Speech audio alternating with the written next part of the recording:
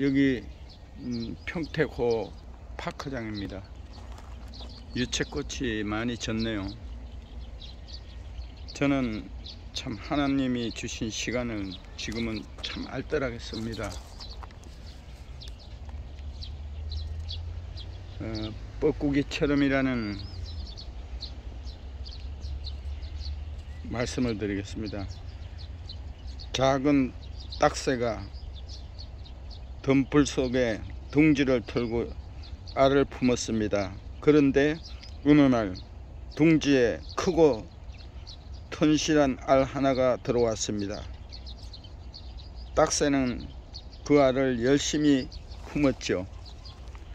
때가 되자 큼직한 새끼가 알을 깨고 나왔습니다. 다른 알을 모조리 밀쳐내고 둥지를 독차지한 새끼는 죽순 자라던 날로 커졌습니다. 그런데 어느 날 어디선가 뻐꾸기 울음소리가 들려왔지요. 그러자 딱새 어미보다 몇 배나 더 크게 자란 새끼는 훌쩍 둥지를 떠나버렸습니다.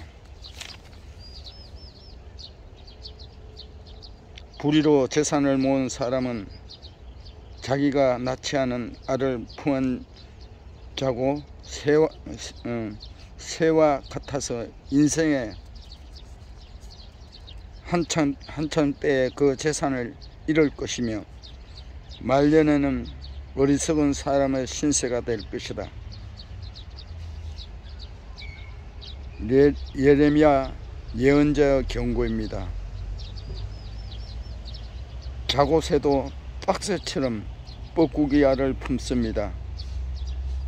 둥지를 털지 않은 뻐꾸기가 다른 새의 둥지에 알을 낳기 때문이지요. 그런데 남의 알을 품는 것은 새들만은 아닙니다.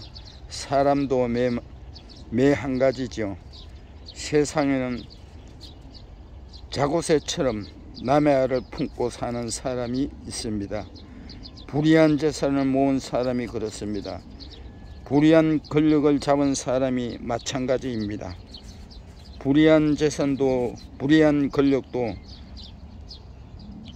본디 자기 것이 아니라 남의 것이죠. 어느 날 그것들은 황망하게 날아갈 것입니다. 뻐꾸기처럼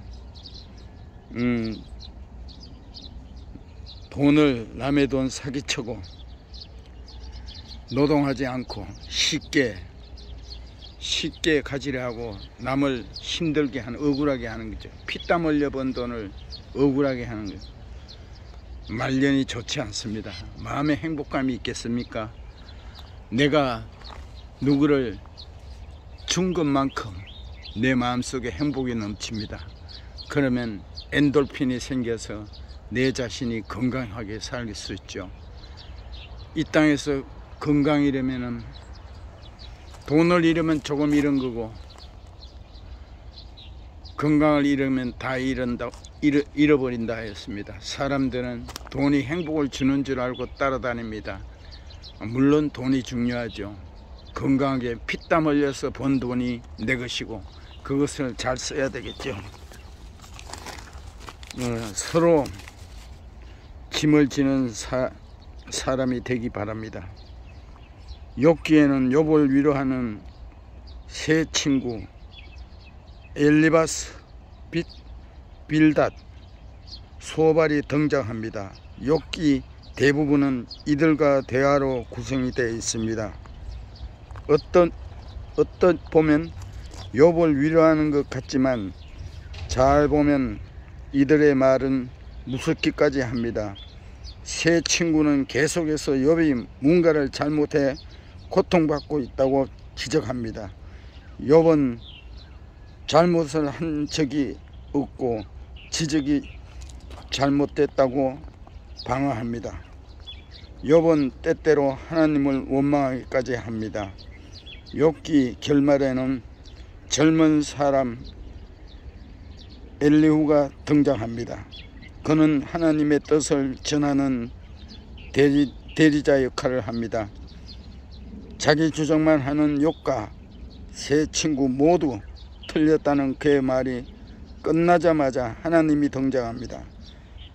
그분의 위엄과 능력 앞에 욥은 자신의 교만을 인정하고 잘못을 자복한 뒤 하나님의 마음과 뜻을 깨닫게 됩니다. 세 친구는 구약의 율법을 수호하는 사람들이었습니다. 잘못을 저지르면 대가를 치른다는 사고에 사로잡혀 고난 속 욥이 분명 죄를 지었을 거라고 확신합니다. 위로는커녕 친구에게 공격당한 욥에게서 고운 소리가 나갈 리 없습니다. 그래서 서로를 찌르고 공격하는 말이 욥기 전반에 걸쳐 나타납니다. 오늘 본문은 갈라디아 교회에서 보낸 바울의 편지입니다. 초대 교회들은 부활을 목격한 사람들과 그들이 전도한 사람들 그리고 성령의 능력으로 세워졌습니다. 그렇다고 완전 무결한 건 아니었습니다. 현존하는 모든 교회의 뿌리가 되는 원시교회에도 크고 작은 문제가 있었고 갈등이 존재했습니다. 정죄하는 사람, 무작정 덮으려는 사람 등 교회 안에 다양한 의견이 대립되었을 것입니다. 그러나 바울은 여기에서 중요한 단어를 말합니다. 온유한 심령으로 그 사람을 바로 잡아 주어야 한다고 말합니다.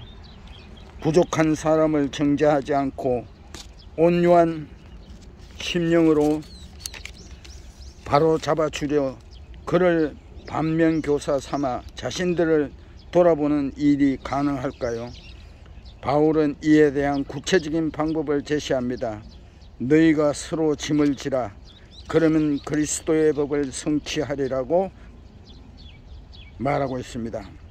바울은 교회가 서로의 허물을 덜쳐내는 게 교회를 건강하고 깨끗하게 만든다고 여기지 않았습니다. 서로 짐을 나눠질 때 교회가 될 수 있다고 봤습니다. 왜냐하면 예수 그리스도께서 먼저 성도의 짐을 지셨기 때문입니다. 그래서 먼저 짐을 자신의 주님을 그리스도의 법이라고 소개하고 있습니다. 교회의 작은 단임 가정에서도 바울의 가르침을 유효합니다. 내 식구여서 돕고 사랑하고 짐을 나눠서 지는 걸 넘어 그리스도께서만 먼저 우리를 위해 무거운 짐을 지셨습니다. 우리도 서로의 짐을 나눠서 져야 합니다. 믿음을 공유하는 가정이 바로 교회입니다. 성직자 또 중직자 어깨 힘주고 누리는 게 아니에요. 섬기는 거죠. 하나님, 내 모든 시험과 무거운 짐을 대신 지신 주님께 감사와 찬송을 드립니다. 그러나 우리의 신앙이 거기에 멈춰 있지 않게 하옵소서. 주님께서 그러셨듯이 서로 짐을 나눠지며 그리스도의 법을 이루어가는 우리 가정과 교회 되게 해 주옵소서. 예수님의 이름으로 기도드립니다. 아멘.